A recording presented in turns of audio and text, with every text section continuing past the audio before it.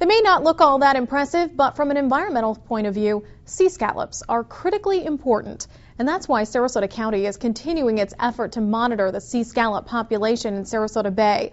SNN Local News 6 reporter Charles Brown is live in the newsroom with more on this story. Charles. Well, Lauren, sea scallops are valued for their delicate taste and their environmental sensitivity.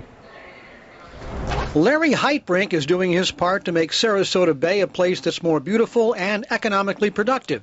Larry is one of our Gold Star scallop volunteers. He is involved in our scallop farming process. These are the scallops that are going to be used to seed the cages throughout the county.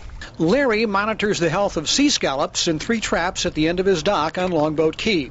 The sea scallop is considered to be a bellwether in terms of environmental well-being of Sarasota Bay.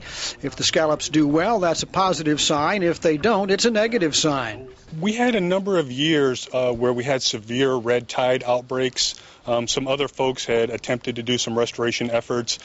Because the climate was right, we've had a few years without this red tide.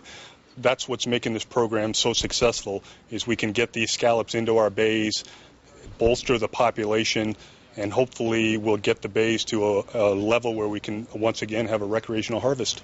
Larry is part of the C Team, which stands for Sarasota Environmental Aquatics. Team members were honored by the Environmental Protection Agency last year.